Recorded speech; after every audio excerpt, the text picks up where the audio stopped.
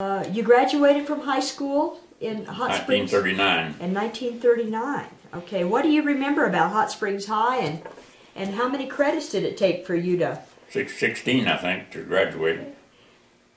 And she and Bruce and I both graduated and my brother both graduated the same year, 39. And when we was at Hope, I stayed in the 4th grade, second year. The Ernestine and Johnny had scarlet fever, and they quarantined us, so I had to get out of school, and I was kind of glad because I wanted to wait for him to get in grade with me so I could watch after him. He didn't need to watch it after, but I thought he did. That was Big Brother, right? That was in the 4th grade. He's Then the we big stayed. brother. He was the Big Brother. We stayed together until we graduated. As soon as we graduated, he went to the Navy, and I went to the airplane factory, and then he stayed in the Navy for 22 years. And you went to the Army. I didn't know. I went to the airplane factory, and then I went to the Army. I went to the Army plane factory at the same time as he.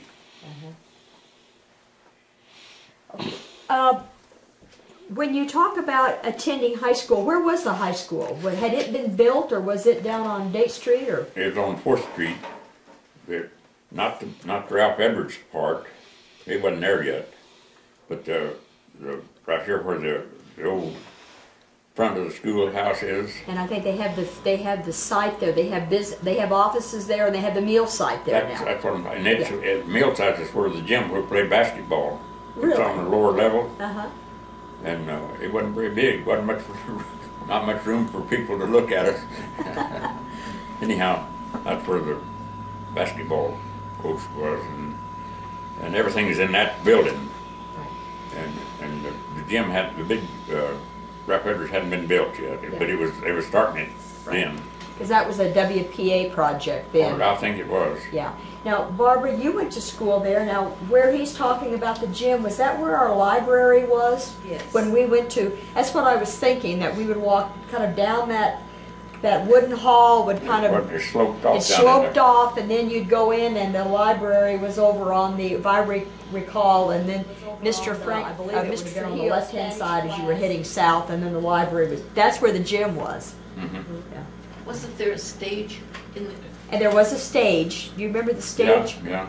I don't remember where it was. It must have been down in where the basketball goal was, field was, wasn't it? Yeah, back up. I don't know how they did that. It wasn't very big. Didn't need to be. And I think that this is very interesting that 4 of us in the room can all remember that facility. And I just remember how hot it was in there because you didn't have air conditioning. What was that? That's right. What was air conditioning? And it was so hot. Now, did you go to school the whole 9 months, or did they during the Depression? It always went 9 months. Okay, they didn't cut the time back, which in some areas they did. My senior year, I worked at Carolina Hospital a half a day, every other day, and somebody else did the evening shift, and the football players would work the morning shift so they could play basketball, practice basketball in the evening shift. So I worked half time. I got $20 a month for half time. No days off. Then when I got out of high school, I went full time for $40 a month, no days off. Worked in the kitchen, but that was a little more money than I'd been used to. Now, when you played basketball, what were the school's colors at that time? Black and orange, I think. When I first started, I think it used to be black and orange, then it changed to, I don't know when you changed to blue and red. Do you know the history behind that, as to why the colors changed? No. I think I was there when it did, but I don't know why. I don't know. What I think that, Ann, is what we found out was that our group, and you may have been in that team, that was a... I wasn't much, I just played basketball to have something to do. Oh. I didn't play on the team. I wasn't good enough, wasn't big enough for that, and I liked the working better than I did the basketball. But I'd watch them play. And I think that what happened at that time was that the group one of our teams had the honor of going to All-State, and so there was another team that had they had new uniforms, or they had used uniforms that were in good shape, and our black and orange uniforms were a little tacky. So apparently another team had given Hot Springs High the red and the blue uniform so they could go and participate in this state tournament. I didn't know about that part. And that's how we switched from orange and black to red and blue. But it was during the whole About that time they did it. the movement, the whole military movement and the patriotic colors. What do you remember? What different communities that the basketball team played? Oh, we played Hatch, Silver City, Deming. What's the other school was about Silver City? Lordsburg, Coburg. Coburg. That's about all we did. Maybe Socorro. That's about all we did until I think that's about all we played. They did Grants, and later on played Grants and a little town west of Socorro. Magdalena. Magdalena, yeah.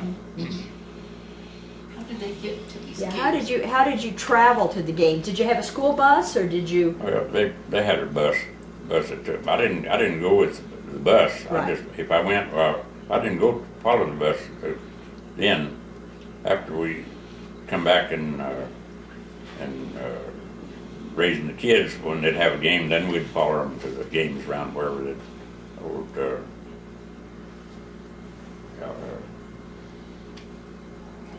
We used to have a road that goes from here through to Roswell before the bombing range came along. It was Tularosa. We used to play Tularosa. I think we went straight through across there. When we go to Roswell, we just go straight through. Save a little time. Right, and that was going through Rhodes Canyon, right? Yeah. And then they blocked that off later. And Uncle Sam said they don't want that much bothering that anymore. Ruth had got a ranch from her aunt, and they paid a while, and then they decided they didn't want to pay us anymore. That was in the north end of the bombing range.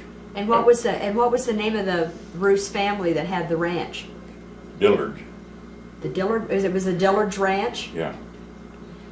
And how many sections, or how many acres? About 70 sections, I think. And there's roughly 640 acres in a section. So that was a large piece of land out there. How much when the military and Uncle Sam closed the bombing range, were you ever compensated? Was the family ever compensated for that? Yeah, they was paying her aunt for a while, and then they decided, then after she passed away, we got the money for a while, and they paid about a third of what it's worth, I think, maybe a fourth, but they decided they didn't want to pay us anymore. So that's what it was. Most of the government's land anyhow. There was all that 70 acres. There probably wasn't over one section that was private land. There were little homesteads here and there. What did they, when they were homesteading out there, what did they, what type of grazing did they have, and what type of livestock did they have? They had mostly goats. They had some, you could have cattle or goats, either one, but it was pretty rough, so the goats did better than the cows. And had some of that malpie that was good for the goats too. Do you remember how grassy it was? I mean, did you ever help round up goats, or? No, I didn't never go out there when they had the goats. I didn't ever go out there till after they moved into town here. They asked everybody to move off. They didn't pay them anything to move off. Just said, "Would you move off?" They didn't say, "Would you move off?" And about what year was that? Was that about? That was about 42 or 3, I guess. When the atomic bomb went off. I mean, the first one. 1945. 45. It was just about 6 months before that, I guess. And then they made the atomic bomb. That just a while, wasn't long before Pearl Harbor, I guess. I called Pearl Harbor when they started the war. Do you remember how many families that impacted out there that lost their land and that when the military had just passed I it? didn't know everybody. It was probably 35, 40 families or something. I don't know. Yeah, something like that. That's a wild guess. I don't know how close that is. Okay, we've talked about the high school, and you said that you like to work more than you like to go to functions. Do you remember any of your teachers? Well, right now I can't think of anybody's name. Burks was the last. I was on the school board when Burks was the principal. What year did you graduate? I was in the class of '65. I was with Bobby, your son. Yeah, I gave you your diploma. No, I gave Bobby his. I know, and I didn't finish school here. I Oh. left when I was in a sophomore year, and I finished back in Kansas. Yeah. So you were the school board president and gave out. That's wonderful. I gave diplomas out when I was there. When I was president of the school board there for a while, 2 years. Any lawsuits during that time? Any what? Lawsuits? No, back in that days, we didn't have a thing like we do nowadays. Would you like to be school board president No, now? I wouldn't take it at all. So Mr. Burks was the superintendent, and I think you gave Bobby his diploma. Yeah. Barbara graduated in '62. She graduated before. She went before I got there. And then Bobby graduated in '65, and Bobby Middleton now owns Los Arcos. Right. And Barbara lives in Texas. And Hazel was in line too there. I gave her diploma too. And Hazel now is married to Russ Kane. and they ranch out in the Engle area. And then you have Debbie Whitehead, Yeah. Middleton Whitehead, and she was the baby. Yeah. I think Barbara said that she was 16 when Debbie was born. So, Yeah, something like that. so you had a long time raising family, and that really kept you in the groove with school. Had all magic old ears. Yeah, that's right. That's right. So, okay. Well, is there anything else you'd like to say to the group? I think we about covered it, didn't we? I think so. I just really appreciate this interview, and we thank you, Gayle and Barbara,